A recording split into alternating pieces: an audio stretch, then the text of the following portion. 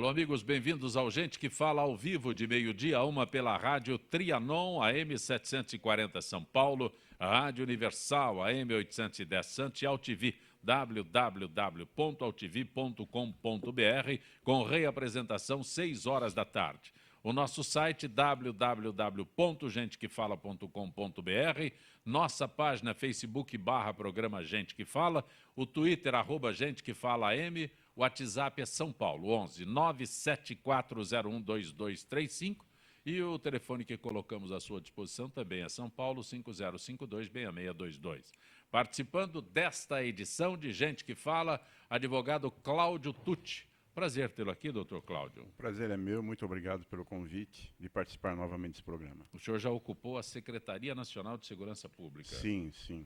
Tem saudade? Não muito. Pergunta muito maldosa, né? Com certeza. Juiz federal, doutor Marcos Orione, que é da primeira Vara Federal Previdenciária em São Paulo. Doutor Marcos Orione, boa tarde. Boa tarde, obrigado pelo convite. O senhor também é professor da USP. Isso, há 15 anos. Também conosco o escritor palestrante César Romão. Posso parar por aí, César? Boa tarde. Já está bom, meu querido bom. amigo Zancopé, que acompanha a minha carreira desde o início. Devo muito da minha carreira a você, desde o meu primeiro livro. Viu? Você é muito gentil. Aqui no teu, como eu chamo isso, um folheto? Esse um folder está um pouquinho, ele está um pouquinho atrasado, viu, Sim, Zancopé? porque hoje aqui são não 50 mais países. 28 países. São 50 países, é. Você já anunciou quando eram em 28. Sim, né? sim. Mas atualmente são Mas a 50 pergunta países. era exatamente essa, né? Aqui, escritor brasileiro, conferencista, que conquistou 28 países. Eu ia dizer, mas não parou aqui com Não, 28. Esse folder ele está um pouquinho atrasado. Mas hoje já são 50 países, entre eles, inclusive a Rússia, onde eu tenho 7 títulos, né? Na Rússia nós temos 2 autores que vendem muito bem lá, que é o Paulo Coelho, que é o número 1, né? Eu sou o segundo brasileiro a entrar nesse mercado e conquistar esse mercado, com esse tema, inclusive, que é o tema espiritualidade, motivação. E eu fico impressionado de saber que posso levar aí a bandeira do Brasil a todos esses países. Você tem 2 títulos na Rússia? 7. 7. Meu nome lá é Cesar Pipomal. Foi difícil decorar o meu nome em russo. Para você, né? Porque o R deles é P, é tudo, né? E aí as pessoas te chamam e te escrevem, né? Como vai? Cesar Pipomal, né? E até você acostumar. E a Rússia é um país interessante, né? Não só a Rússia, outros países também. E sabe uma coisa que eu mais gosto de pegar nas mensagens que eu recebo? Eu respondo em inglês e espanhol, né? Os outros idiomas eu tenho a ajuda do professor Google. Mas é que as pessoas de todos esses países têm os mesmos problemas que os nossos. Elas falam de emprego, elas falam de relacionamento, elas falam de chefe, de esposa, de marido, de problemas políticos. Então existe aí uma unanimidade no processo de vida humana, né? A gente muda a região, muda o território, mas os problemas são os mesmos. Também conosco o engenheiro consultor em energia Estélio da Cunha. Professor Estélio, prazer tê-lo aqui. Obrigado por me convidar ao programa hoje, Sancopé. A quanto está o petróleo? Hoje continua aí bem abaixo dos 60, entre 50 e 60. Quanto a Petrobras gasta para extrair um barril de petróleo? A Petrobras hoje tem um custo médio aí de $36 o barril, né? Quer dizer, nesse nível que nós temos hoje aí de $56 o barril, né? O barril NYMEX, né? Em Nova York, o pré-sal está inviável no Brasil. Inviabilizou. O pré-sal inviabilizou no Brasil, a não ser que seja pré-sal em offshore bem próximo, coisa que não tem aqui na nossa costa. Quanto deveria custar um barril de petróleo para que fosse viável a extração pela Petrobras? Para o break-even aí, de fluxo de caixa de 15 anos, $72. Abaixo disso? Não, hoje a Petrobras ela tem que suspender todas essas sondas aí que ela está trazendo aí de Singapura, China, etc. Parar tudo. Ela tem que parar tudo e se reciclar novamente, né? Por quê? Esse preço aí esse preço de $60 será o preço médio do barril para os próximos 3 anos. E não tem alternativa. Nós temos que ver que hoje países riquíssimos em petróleo, como o Irã, como a Rússia, como a Venezuela, que juntos detêm 1/3 de todo o petróleo do planeta, precisam colocar petróleo a qualquer preço no mercado. E nós temos a coroa mais rica de petróleo no planeta, que é a Arábia Saudita, que já disse que não vai deixar de produzir 8,5 milhões de barris por dia, no mínimo, a qualquer que seja o preço. Isso é palavra do irmão do rei, né? Transmitida aí... E hoje, quando os Estados Unidos não se preocupam tanto com o petróleo do resto do mundo, porque eles conseguiram, através do xisto, uma melhora na sua exploração. O xisto canadense, né? Sim, Eles do ladinho. Eles não só fizeram isso, como eles estão ligando o Canadá até a plataforma de produção no Texas, né? Esse grande pipeline que está vindo, está cruzando a América, né? Mas essa questão do preço é político ou é um abastecimento? O mundo já não tem tanto interesse no petróleo em si? Não, na realidade, o que acontece?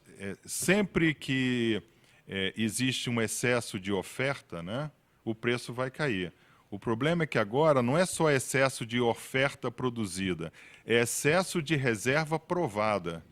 Então, hoje, e na década de 80 não havia a Rússia, na década de 80 o Irã estava brigando com os Estados Unidos, não precisava botar petróleo no mercado, havia uma instabilidade com aquelas incursões do Iraque no Kuwait, né?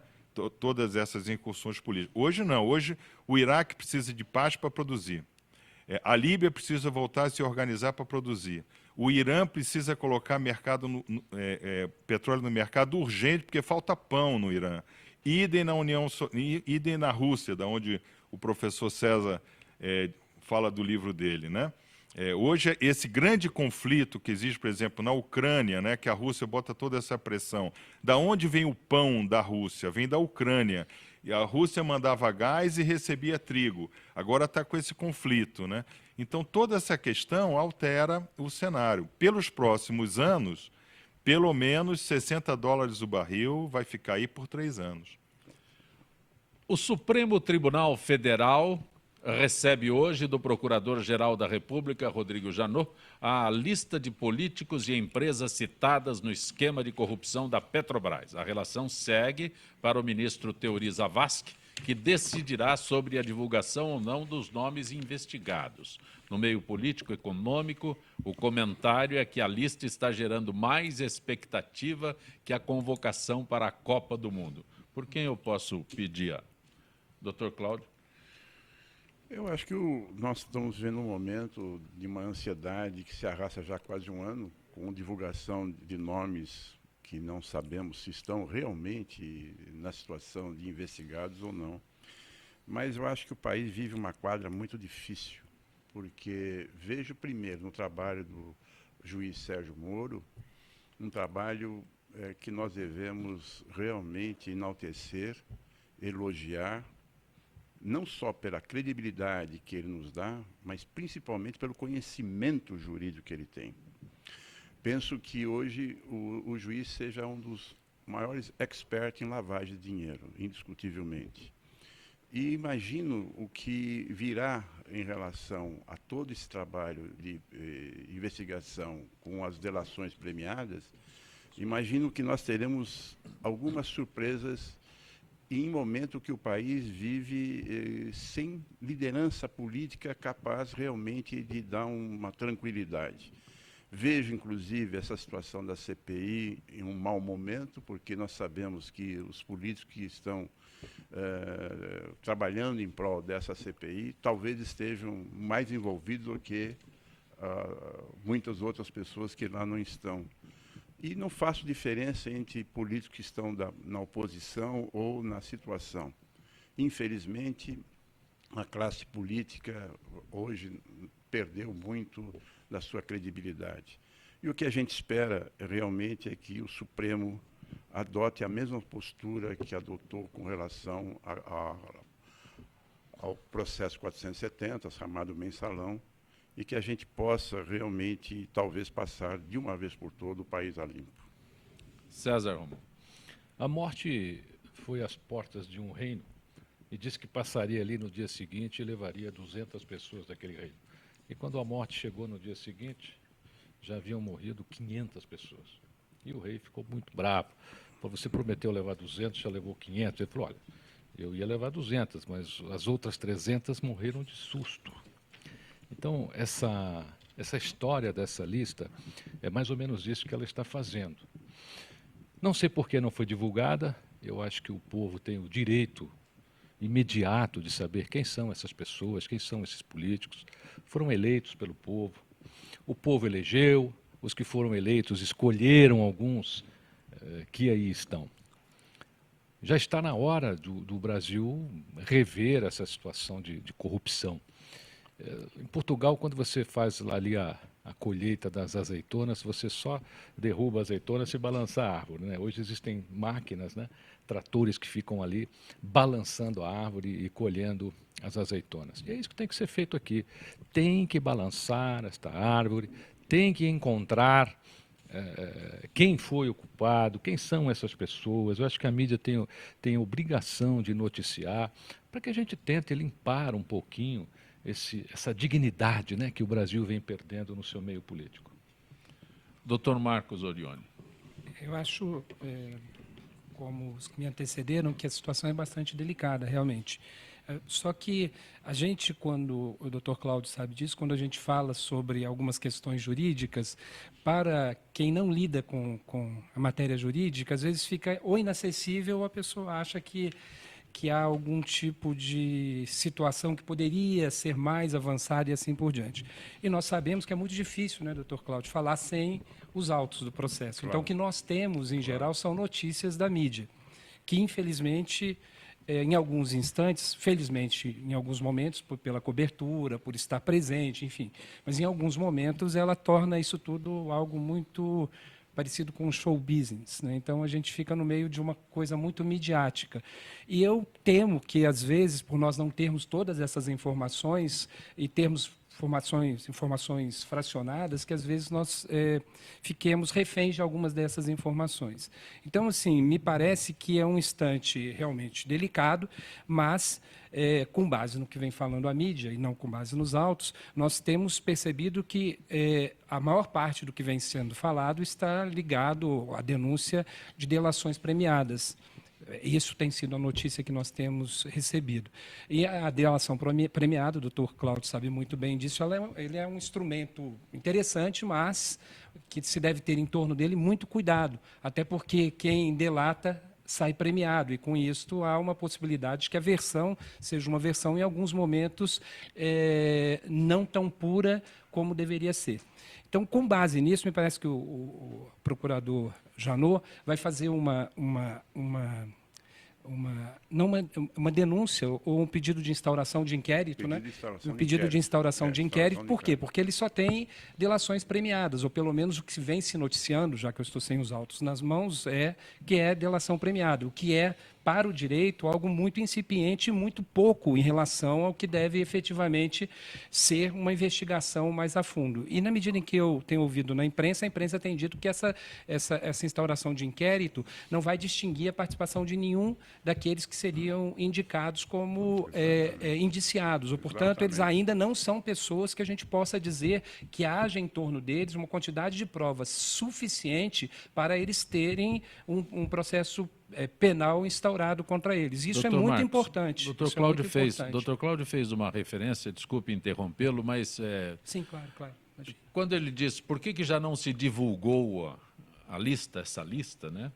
O que impediria uma divulgação de uma lista dessa e teria a criação dessa expectativa, né? Porque se gera uma expectativa, como diz a notícia, comparada a uma convocação da Copa do Mundo, né? Claro. O que poderia impedir? Eu sei que o senhor não tem conhecimento dos autos, mas na verdade, o que poderia impedir? É uma questão técnica, e é bem técnica mesmo. Como nós estamos iniciando um procedimento policial para investigação e futura denúncia, né, de quem realmente realizou algum ato criminoso, você tem que ter muita delicadeza nesse instante, porque você vai submeter essas pessoas ao enfim, a visão popular, ao julgamento popular, sem você ter ainda elementos suficientes para saber se elas são ou não culpadas pelos seus respectivos atos. Quem vai verificar isso é o ministro Teori Zavascki, que vai verificar se há elementos suficientes para a divulgação desses nomes e, portanto, para a exposição dessas pessoas que são agentes públicos, como foi falado anteriormente, e que precisam prestar prestar ao público as suas credenciais e assim por diante. Mas, ao mesmo tempo, eles não podem ser expostos antes de existir um mínimo que seja de elementos suficientes para que eles, né, sejam colocados nessa exposição pública. Então, é uma questão muito delicada. É uma questão muito delicada. E quem vai verificar isso, dos elementos existentes nos autos, para a divulgação ou não dos nomes, é o ministro. E é bom lembrar, e nós estávamos comentando antes do início do programa, que o Sérgio Moro teve o cuidado de compartilhar de tudo que ele levantou já para todos os órgãos de controle do país. Tipo Tribunal de Contas, Receita Federal, CGU. Ele foi cauteloso nisso, porque ele sabe, e concordando com o que foi dito pelo Dr. Marcos, que algumas dificuldades para adentrar profundamente ao problema que ele está examinando, precisa realmente, a Polícia Federal, embora tenha expertise nessa situação, mas eu não sei se a Polícia Federal tem todos os elementos para poder aprofundar, por exemplo, o que estão nos computadores. Um exemplo simples, né? Já a Receita Federal tem essas condições, né? O que me deixa preocupado é exatamente o que se põe na frente dessa investigação, que já tem um ano, que é um show que os políticos querem fazer, com uma CPI, segunda CPI. Doutor Cláudio, político não faz isso. E nós sabemos com que objetivo. Que é uma contra-informação daquilo que virá fatalmente, quando o Supremo disser que esses nomes realmente merecem ter o inquérito instaurado, haverá a contraposição de quem? Da CPI, que procurará tumultuar o ambiente, que eu diria sadio, da pesquisa penal, daquilo que possa realmente ter, efetivamente, para se condenar ou se inocentar as pessoas. Interrompendo o Dr. Tucci, na verdade aqui ninguém está defendendo corrupção, porque na realidade todos aqui queremos que as pessoas que sejam corruptas deste ou dos outros governos, da situação ou da oposição, que elas sejam levadas a julgamento, porque é isso que qualquer homem sério nesse país quer.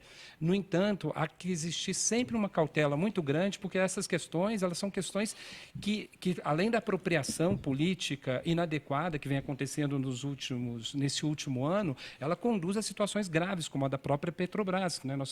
Todas essas questões, elas se intercambiam. Então, se você fala de questão energética e vê hoje a Petrobras vendendo ativos, inclusive alguns ativos muito sensíveis à própria Petrobras, isso tem a ver, efetivamente, essencialmente, com a questão da queda do petróleo, mas tem também a ver com a imagem da empresa. Então, nós temos que ter muita cautela e não transformar isso num show, numa apropriação política de qualquer natureza, e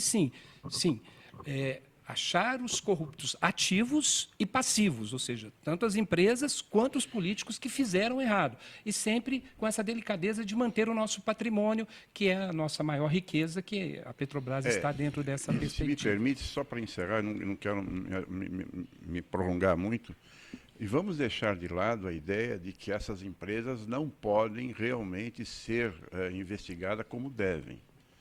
Podem sim, devem ser investigadas. Elas cresceram e viveram à sombra do governo. Exatamente. Todos nós temos notícias, por anos, se recuarmos no tempo, 30 anos atrás, que elas influenciavam, inclusive, na nomeação de ministros de estados, seja da área da fazenda, de transporte, de obras. E há empresas que estão fora desse nicho e que têm condições, no Brasil, de tomarem posição ética e séria e tocarem para frente as necessidades que o país tem. É balela dizer que se essas empresas realmente forem declaradas inidôneas, o país para. É o tipo da situação que a gente não pode admitir e prosperar nessa linguagem.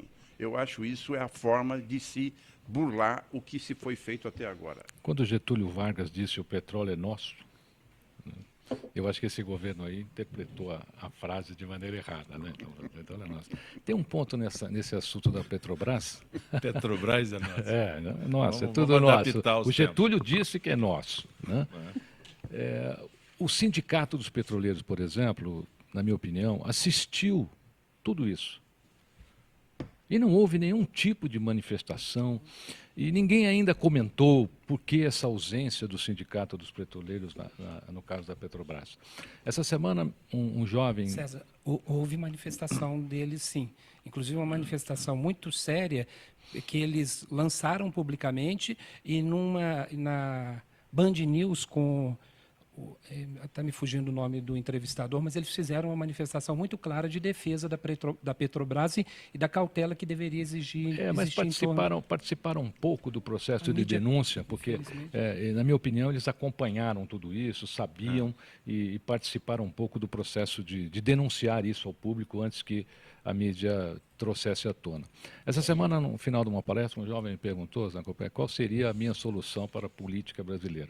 Eu tenho um artigo que eu escrevi há algum tempo, chama-se A Solução para a Política no Brasil é o Voto Reverso. Então você vota no candidato. Depois de 2 anos, você tem o direito de pegar o seu comprovante de voto e retirar, se você achar que o candidato não é adequado para você. E aí, se o candidato tiver uma retirada de voto equivalente ao índice que não o elegeria, ele tem que deixar o cargo. Estélio. Olha, eu queria fazer um comentário do ponto de vista de engenharia, né? A Associação dos Engenheiros da Petrobras, ela é muito poderosa.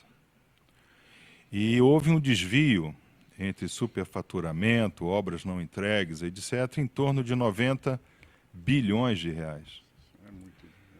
Os engenheiros, eles tinham conhecimento disso. Eles tinham conhecimento. Porque um engenheiro, ele sabe, porque ele vê a fatura entregue. O engenheiro sabe porque ele acompanha a obra.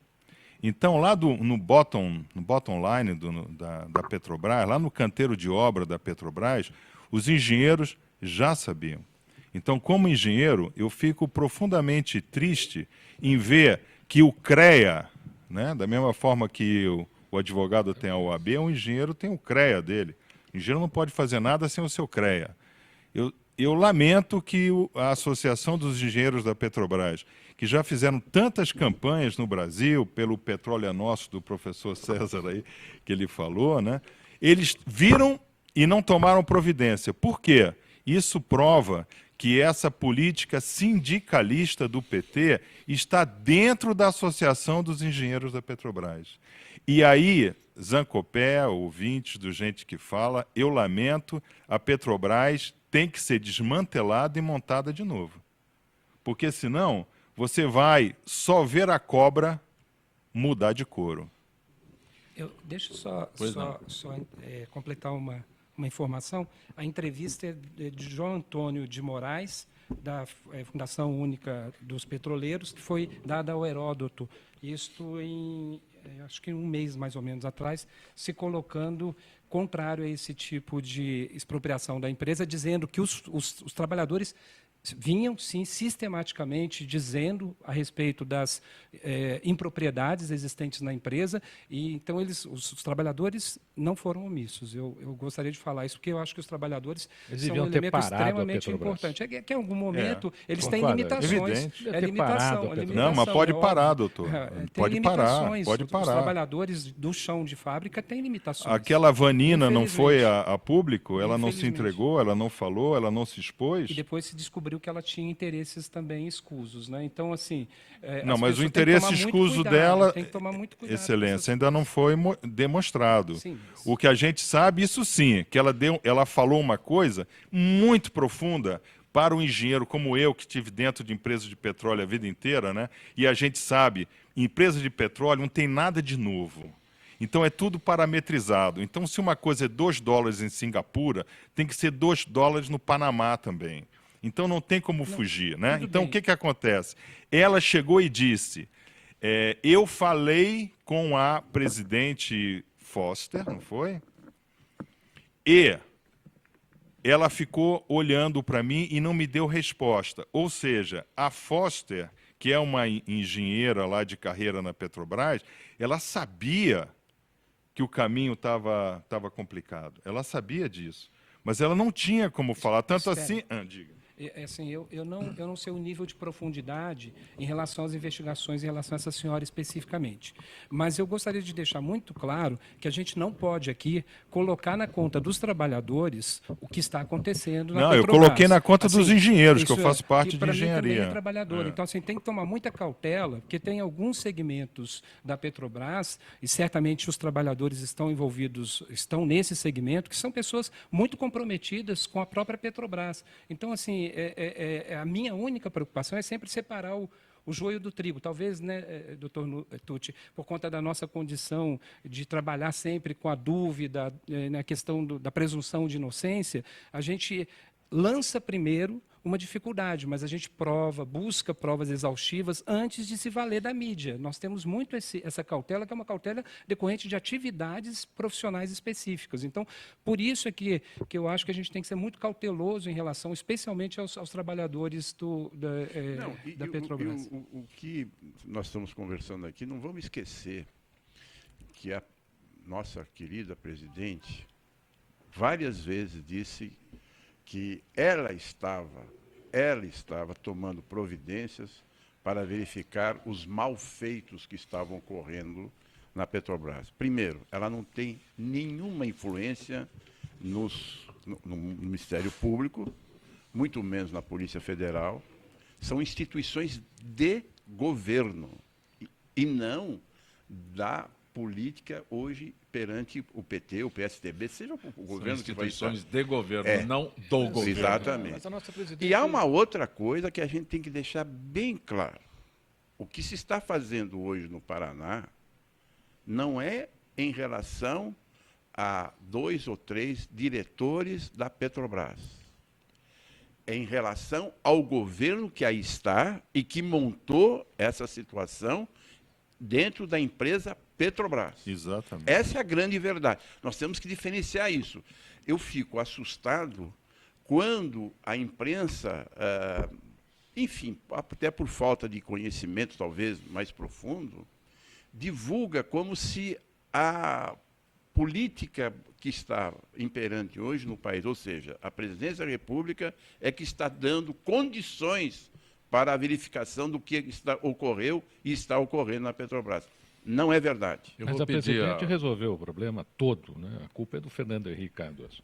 Eu vou pedir a atenção dos senhores um momento, porque toda terça-feira nós temos dicas da FIPESP, hoje voltadas para o turismo. Gisele Souza, do setor de eventos. Gisele, boa tarde. Boa tarde, Zancopé. Boa tarde aos debatedores e a todos os ouvintes do Gente que Fala. Gisele, o sistema Flex Reserva para reservas e marcação de viagens pela internet da FIPESP está completando agora, no mês de março, 1 ano em operação. Podemos afirmar que é o grande marco dos últimos anos da história da entidade. Planejar temporadas de férias ou passeios em qualquer uma das unidades de lazer da FIPESP ficou mais prático, pois ao acessar a internet, o associado visualiza imediatamente a unidade de lazer desejada, podendo escolher o apartamento que estiver livre no momento em que efetua sua reserva, tudo feito com maior transparência. É isso, Gisele? É isso mesmo, Zancopé. E nós não cansamos de repetir que o Flex Reserva é um sistema seguro e com a credibilidade à FIPESP, que sempre trabalhou e trabalha para oferecer o melhor aos seus associados. Uma das novidades do sistema para 2015, você já disse, é a escolha do número do quarto desejado assim que a reserva for efetivada, mudança que entrou em vigor a partir deste mês de março. As reservas são feitas com 3 meses de antecedência. Teremos mais mudanças importantes? Sim, os pacotes deixarão de existir. Agora, cada um pode escolher livremente suas diárias, ou seja, com opção de entrada e dias que quiser, apenas respeitando o número mínimo de 2 dias e o máximo de 7 dias. Também serão alterados os check-ins e os check-outs, a partir das 8h30 a saída e a partir do meio-dia a entrada. Gisele, alguma unidade de lazer continua com as mesmas regras? 2 permanecerão com o mesmo sistema, Areado e Avaré. Nessas, os associados podem curtir temporadas mais longas, de até 15 dias, observando um mínimo de 2 dias. Os horários de entrada e saída também não seguem os mesmos padrões estabelecidos para as outras unidades de lazer. No site da AFEPESP você encontra mais informações sobre o Flex Reserva e mais novidades das unidades de lazer. Caso a sua familiaridade com a internet não esteja tão afiada, você pode solicitar o apoio na sede social em São Paulo ou na regional de sua cidade. Eu agradeço a Gisele Souza, que é do setor de eventos da AFIPESP, participando desta edição de Gente que Fala. Grato, Gisele. Uma boa tarde. Obrigada, Zocopé. Obrigado a todos. Gente que Fala retorna em instantes.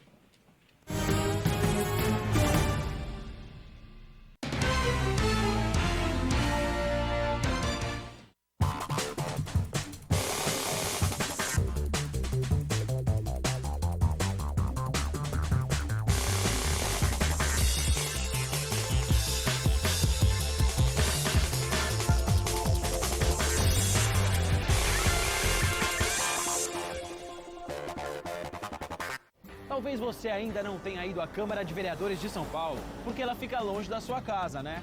Mas não tem problema, pois a partir de agora ela vai ficar bem pertinho de você. Vem aí Câmara no seu bairro, que vai ouvir todas as necessidades da sua região. Serão realizadas 32 sessões plenárias na cidade inteira. Tudo para que a gente possa ouvir as suas ideias e sugestões. Por isso, participe! É a Câmara de Vereadores de São Paulo indo ao seu encontro por uma cidade melhor. Sim, meus amigos, muito prazer, sou Sérgio Oliveira e estou aqui para lembrar vocês que toda segunda-feira, 9 horas da noite, eu estou aqui na TV da internet com o Futebol Alternativo TV. Sim, Série D, Série C, Copas Estaduais, as divisões de acesso, tudo aquilo que nenhum outro programa esportivo fala, tem a coragem, a capacidade de falar, nós falamos aqui na TV. Toda segunda, 9 horas da noite, só aqui na TV da internet.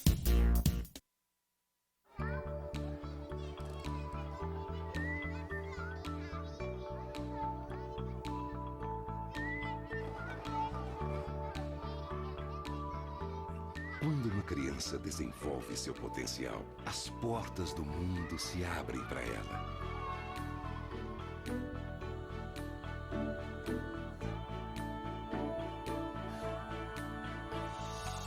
As possibilidades são infinitas e ela começa a construir o mundo em que quer viver. Ela aprende que pode transformar vidas, começando pela própria. E acreditar que o impossível é possível. Cada criança na escola é um potencial a ser descoberto.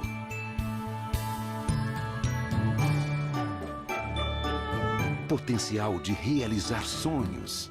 Não importa o tamanho.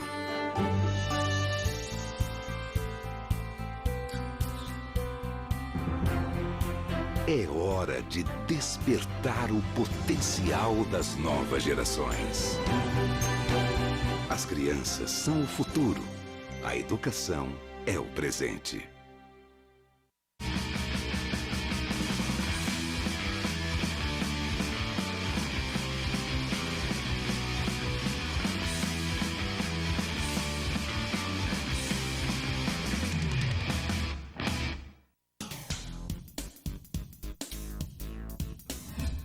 Eu sou Cláudio Longo. Eu, Paulo D'Angelo. E eu sou Tarso Gouveia.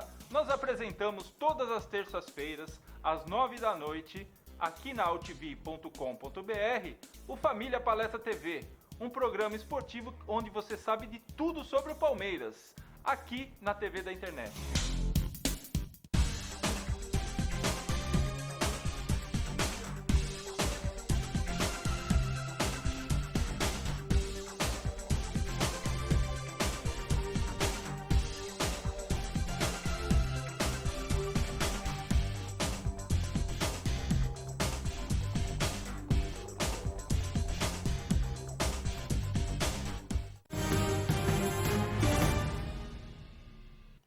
Estamos de volta com o Gente que Fala pela Rádio Trianon AM 740 São Paulo, Rádio Universal AM 810 Santos e AltV www.altv.com.br com reapresentação 6 horas da tarde. Participando desta edição de Gente que Fala, juiz federal Dr. Marcos Orione, o advogado Dr. Cláudio Tucci, o engenheiro, consultor em energia Estélio da Cunha, o palestrante, escritor César Romão. Você quer falar de chuva, César? Só me resta fazer a dança da chuva, se você quiser me Fevereiro acompanhar. disse que foi muito bem de chuva. Parece que o nosso governador Geraldo Alckmin está contando aí com as águas de março que encerram o verão. Cacique Cobra Veremos. Quem, Estélio? O governador contratou o cacique Cobra Coral. Não tem dado muito certo, não. Mas, doutor Marcos, afetado pela crise econômica com dólar em alto, crescimento em baixa, déficit nas contas, o Brasil promove mais um ajuste fiscal. Para os sindicatos, as mudanças na lei atingem diretamente os trabalhadores. Podemos colocar dessa forma? Existe manifestação oficial, tudo mais, de parte do ministro, mas eu gostaria de saber a parte que atinge os trabalhadores. No final do ano, encerrando primeiro a primeira gestão, a presidente Dilma editou 2 medidas provisórias, de número 664 e 665. Essas 2 medidas provisórias seriam medidas provisórias, elas são provisórias porque ainda precisam ir para o governo, então a gente tem que explicar para o público, às vezes a gente fica muito técnico, né?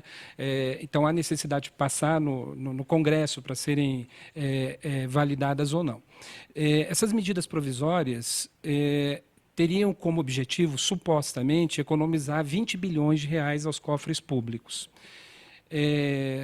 Elas afetaram o trabalhador sensivelmente porque elas diminuíram direitos da Previdência Social, como a pensão por morte, o auxílio-doença e o seguro-desemprego. Embora hoje em dia se fale muito mais do seguro-desemprego, o grande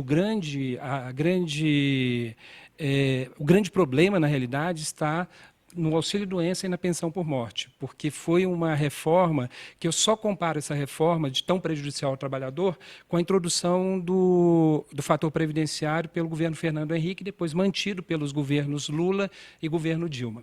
Eu fazendo um estudo sobre esse tema, eu verifiquei que nos 2 governos do Fernando Henrique, o governo Lula, os 2 governos Lula e o governo Dilma, o primeiro e agora iniciando com essa última medida, eles diminuíram direitos dos trabalhadores que importariam, nesses anos, certamente muito mais do que os 50 bilhões que são ditos como a última cifra de déficit da Previdência Social. Então, se você pegar o acúmulo de diminuição de direitos dos trabalhadores, nós teríamos hoje aí talvez uns 200 bilhões de reais por baixo, fazendo uma conta assim muito rasteira do que foi suprimido a partir de 93, mais ou menos, e assim por diante. Só que essa última, ela é de todas a mais radical, ela radicaliza essa opção de tal sorte que a gente tem certeza hoje em dia que a Previdência Social brasileira, ela não é mais um sistema de proteção social. Ela é um sistema que é baseada simplesmente na lógica da captação de recursos e pouca devolução de proteção social. O senhor coloca um item que todo mundo diz, a Previdência é deficitária. Eu não concordo com isso. A Previdência não é deficitária. Sim. É que os recursos que são arrecadados para a Previdência não vão para a Previdência. Então, quando o senhor diz nessa redução, a Previdência não é deficitária. Eu parti de uma premissa que é uma premissa dada para evitar um debate anterior, que é um debate muito de natureza ideológica, porque se você pegar, o governo vai dizer que é deficitária, se você pegar associações de fiscais, vai dizer que não é deficitária. Então, para evitar essa questão ideológica, eu pessoalmente também acho que não seja deficitária. A Previdência, não estou falando da Seguridade, que é a Previdência Assistência e Saúde, eu acho que a Previdência não é nem a de servidores e nem a da iniciativa privada. No entanto, isso demandaria, acho que, um outro programa. Perfeito. Então, assim, partindo desse pressuposto, nós teríamos, vamos lá, digamos que isso seja uma verdade, 50 bilhões. Eu estou dizendo que mesmo que isso fosse uma verdade com que eu não concordo, ainda assim, existem formas de se alocar recursos para esse sistema que não necessariamente acarretem tantos prejuízos para o trabalhador. Vou dar 2 exemplos. Um dos exemplos foi, eu dei uma entrevista na Rádio Estadão, há umas 2 semanas atrás, dizendo que 50 bilhões, eles seriam simplesmente resolvidos com duas medidas, usando o parâmetro do governo. A primeira seria o fim das desonerações. O que é isso? São várias empresas que têm isenções, vou usar essa expressão para simplificar para o ouvinte, têm isenções em relação ao pagamento da Previdência Social sobre a folha de salário. Elas, só no ano passado, contabilizaram 10 bilhões de reais. Não, perdão, 20 bilhões de reais. Esses 20 bilhões de reais, mais um outro item que chama DRU, desvinculação da Receita da União, que é a retirada de dinheiro da Seguridade Social para outros ministérios, o que é um absurdo, porque Previdência, Assistência e Saúde, especialmente Previdência, você tem que acertar um caixa para frente. Você tira o dinheiro do que você está dizendo que é deficitário. Joga para uma outra pasta para comprar bola para os ministérios do desporto. Tem atos de compra de bola do Ministério do Desporto com dinheiro da Previdência Social. Então, assim, esse deslocamento de dinheiro, mais esses 20 bilhões, só eles totalizariam certamente mais do que os 50 bilhões de reais. Então, nós teríamos como aportar valores. O ministro Levi lançou uma medida, agora, certamente com a aquiescência da senhora presidente, que era diminuir essa desoneração. Só que ele não fez com a profundidade que deveria fazer e vai economizar, no máximo, ele mesmo falou, 3 bilhões para os cofres públicos, ou seja, vai evitar renúncias de 3 bilhões. Eu acho que tem alguma coisa estranha, porque tem um que está pagando demais nesse sistema, que é o trabalhador. Está pagando muito e historicamente muito. Então, nós temos que tomar muito cuidado, porque se ele paga muito e não recebe proteção social, a média de um benefício previdenciário no Brasil é 1 salário mínimo e meio. Para você pagar durante 35 anos e receber 1 salário mínimo e meio, ainda que você tenha expectativa maior de vida ultimamente, me parece completamente contraditório. A nossa Previdência, Excelência, é uma das, em termos de operação previdenciária, é uma das melhores do mundo. A nossa é melhor até que a americana. Só que o problema da Previdência no Brasil é o mesmo de outros órgãos públicos, é gestão. E, normalmente, gestão fraudulenta. A gente vê notícia a todo momento. A Georgina, né? Lembra da Georgina? Uma carimbadora que tirou milhões da Previdência e ficou lá durante anos desviando dinheiro. Carimbando, uma carimbadora. Conseguiu fazer uma fraude imensa na Previdência. Os aposentados fantasmas, que a todo momento a gente vê notícias. Então, o problema da Previdência é uma questão de gestão. Eu não acho que o trabalhador tem que pagar pela má gestão do governo. O governo teria que arrumar a casa. Olha, César, você toca num assunto que eu gostaria de desviar um pouquinho do aspecto jurídico para que a gente possa ter um entendimento mais amplo, né? Claro. Gestão é uma questão séria nesse país, não é? Nós estamos falando, penalizando os trabalhadores, quando, na verdade, nós temos aí 39 ministérios. Nós temos um inchaço violentíssimo na área, por exemplo, do Congresso Nacional. Nós temos um desperdício que o governo pratica, que dariam, acredito eu, doutor Marcos, mais do que 50 bilhões. E eu falo isso porque eu estive no Ministério da Justiça e pude, algumas vezes, brincar até com o ministro da Fazenda, quando eu dizia que os números do governo federal são imbatíveis, não bate um com o outro. É impressionante a falta de dados efetivos e corretos para que você faça um planejamento adequado. E mais, o que me assustava, e aqueles que eu não era de forma isolada, não, muitos, é que em 4 paredes você está decidindo para o país todo, desconhecendo realidades de um país continental. E você submete o município, aonde nós vivemos, e que se dá a realidade social, a ter pires na mão, para que ele consiga qualquer dinheiro. O senhor não imagina a burocracia que existe. E as faltas de condições, inclusive, de prestação de contas. Eu, como secretário, cansava de prorrogar, olha, secretarias de Justiça e Segurança. Eles não sabiam como comprar automóveis. E você tinha que prorrogar ad eternum aqueles convênios que eles não conseguiam aplicar de 5, 6, 7, 8 anos atrás. A questão de gestão no país, e aí eu não estou pondo só o governo federal, não. São o governo federal, Todas os as estaduais. escalas. Exatamente, exatamente. É impressionante o despreparo que nós temos, eu diria, nas estruturas que aí estão. Como bem disse o doutor Marcos, quer dizer, ele consegue trazer para conhecimento nosso 2 ou 3 medidas que estariam maiores do que os valores e sem sacrifício de uma população que já é muito sofrida. Ou como aconteceu, infelizmente, com o ex-ministro da Fazenda, estando num hospital, perguntaram a ele por que ele não ia no SUS. E todos nós temos a resposta, né? Sabemos o porquê não se usa o SUS, né? Doutor Marcos, deixa eu aproveitar um instantezinho. Nós temos aí, o país está parado com a greve dos caminhoneiros, né? E aí a presidente sancionou a lei dos caminhoneiros, mas a greve continua. O que pode acontecer? Nada? Se eles decidirem, nós vamos rodar de novo, não acontece mais nada.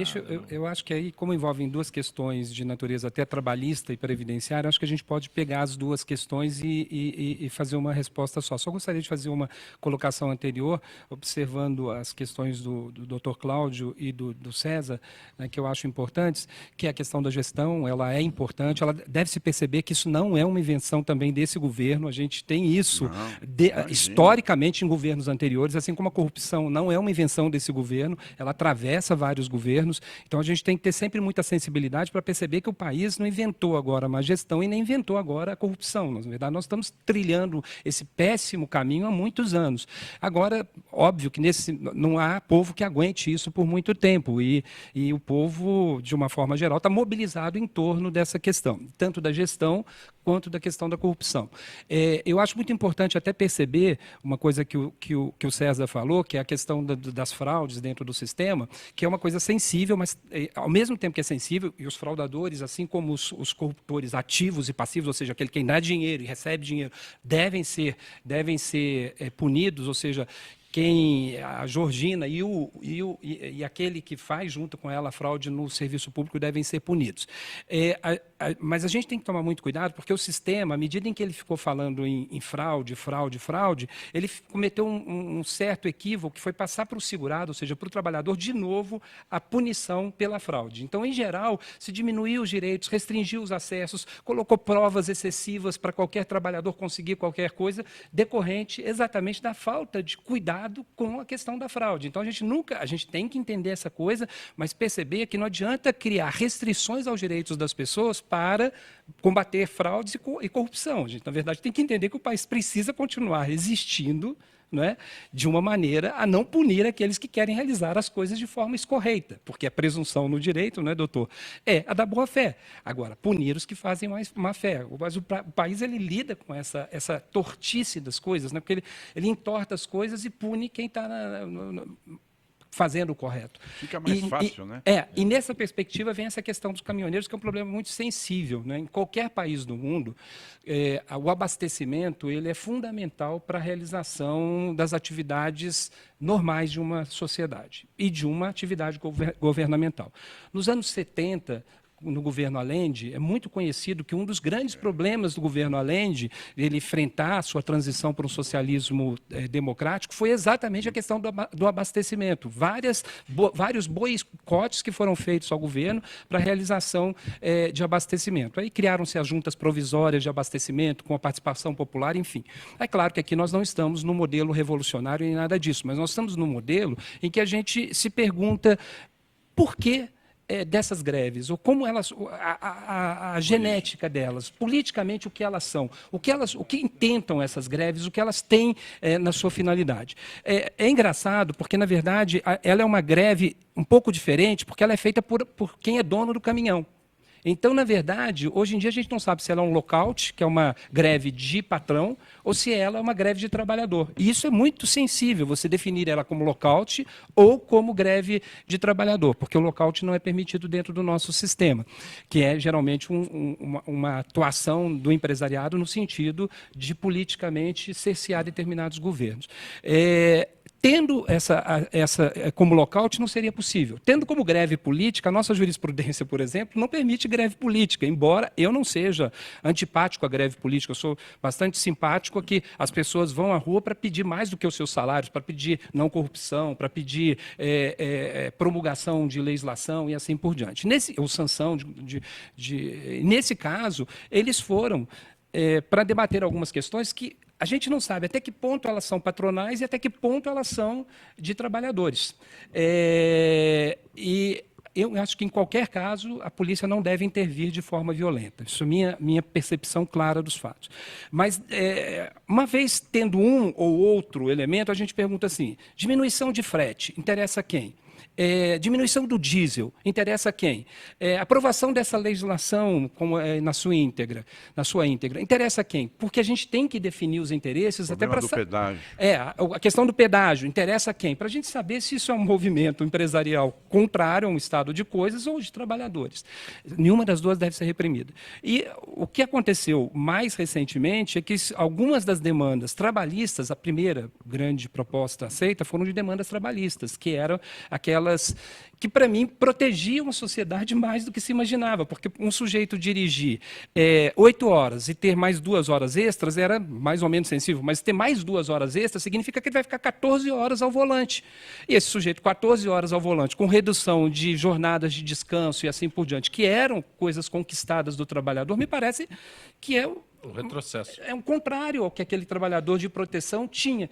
Aí você fica perguntando a quem realmente interessa essa greve. Então, assim, são questões muito sensíveis e que a gente ainda tem que olhar bem, até para evitar que esses interesses poluam, né? Excelência, toda essa análise cai justamente no campo da gestão. Quer dizer, as pessoas que programam isso não têm a mínima noção do que é gestão. Estélio, ontem eu vi uma notícia na CNN que a Nigéria não tem mais gasolina. Ela é uma questão de outro lado, refino, né? Por outro lado, foi uma das maiores São produtoras filas de petróleo, dias para abastecer. Uma das maiores produtoras de petróleo, junto com o México e Venezuela. E como é que um país que produz tanto, né, tem tanto petróleo, não tem a gasolina? É o problema da má gestão. A má gestão deixa entrar a corrupção, deixa entrar um interesse próprio, você perde o interesse pela sociedade, pelo país, o que vale é o seu interesse individual. A Nigéria é um grande exemplo disso essa semana. César, deixa eu fazer uma colocação. Eu passei a década de 70 estudando. Né? Aí, de 70 até 79 eu não fiz outra coisa na vida. E 7 anos desse tempo, praticamente, foi no exterior, só na área de management e uma coisa chamada organizational behavior, né? Comportamento organizacional. Que no Brasil não tinha nem tradução ainda para as coisas, né? Mas fui trabalhar em multinacional, fiquei fora há muito tempo. Então, a orientação que eu recebi em Londres era: leve o nosso sistema de gestão para lá. Tá? Então, na realidade, eu era um pinpoint, né, de levar sistema de gestão. Tá? Atendia a todos os países da África inglesa, inclusive a Nigéria, e todos os países do Oriente Médio. E a grande dificuldade era levar o sistema de gestão. Por quê? Porque para o inglês só existe uma língua no planeta, que é o inglês. E o inglês falado na Inglaterra, porque eles têm até dificuldade para entender o americano, na verdade. Então, eles queriam que tivesse essa linguagem deles, que é a linguagem do management, em todo lugar. Tá?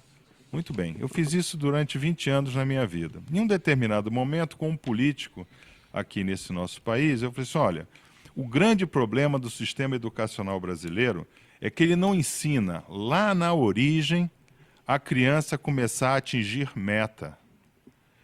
O cidadão, ele estuda no Brasil para fazer prova e não para atingir metas de vida. Então, eu acho que nós deveríamos começar a pensar nesse nosso sistema educacional com sistemas de atingimento de metas. Management é atingir meta, né? E fiz uma proposta. Eu tive com o professor Falcone em várias palestras, sempre coloquei isso, né? E isso é uma coisa que não acontece. O cidadão se forma no Brasil e ele não sabe como sentar na frente de um problema, estruturá-lo, estabelecer uma meta e atingir a meta. Isso é um problema do Brasil. Então, por exemplo, o senhor comentava do programa, do debate do ministro da Energia, né? Foi o senhor, né? É. Isso, muito bem. Seguramente, mesmo se ele soubesse o problema, ele não ia saber como chegar na meta. E esse é o grande segredo norte-americano. Eu atendi a Guerra do Golfo em 91, e vi a logística americana. O americano, ele nasce sabendo atingir meta. Desde quando ele tem 6 anos de idade, que para ele ter um dinheiro, ele tem que saber cortar um jardim. Agora veja, meu querido Eu não amigo, tenho nós mais temos tempo. o A Cid gestão Gomes nossa diz, aqui é o seguinte, não tem mais tempo. o ministro da Educação, se você quiser ganhar dinheiro, não seja professor. Mal ele tinha assumido o ministério e solta essa. Então, César, a primeira vez que tivemos juntos, você estava lançando o teu livro, fomos apresentados, isso já faz algum tempo. um tempinho, né? 1991. De lá para cá são quantos E a gente títulos? continua amigo ainda, Graças olha a Deus. De lá para cá são quantos títulos? Eu escrevi 20 livros, mas eu resumi a 12 porque não há mais espaço nas livrarias no Brasil para você ter 20 títulos expostos, né? Então, até 12 ainda eles deixam em exposição. César Romão, foi muito bom Prazer, tê-lo aqui foi no meu. nosso Uma honra Gente estar que aqui. Fala. Dr. Cláudio Tucci, muito bom tê-lo no nosso programa. O prazer foi meu. Dr. Marcos Orione, agradeço a gentileza Obrigado, do eu que Gente agradeço. que Fala. Estélio, nossa gestão aqui é simples, Estélio. Bom, eu agradeço pela aula que o nosso querido juiz nos deu, ao senhor também, né? Porque quem é técnico assim, né? Lembre-se, atingir meta é tecnologia. Eu lamento aqueles que participaram, ligaram para a gente, não tenho tempo. Gente que Fala tem na direção geral, jornalista Fausto Camunha, diretora de produção Zenilda Salvato, redação Raela Brandão Pedro Schiavon, na pauta José Carlos Sicarelli, produção cultural Ricardo Godoy, na rádio Trianon, Neildo Neres, Cléo Rodrigues, Ricardo Valim, Benê. Na direção da UTV, Alberto Luquete, na técnica James Eduardo, Marcelo Fontan, Iago Matsumoto, Sérgio Oliveira, Arthur Endler. Estaremos de volta amanhã, meio-dia. Gratos, até lá.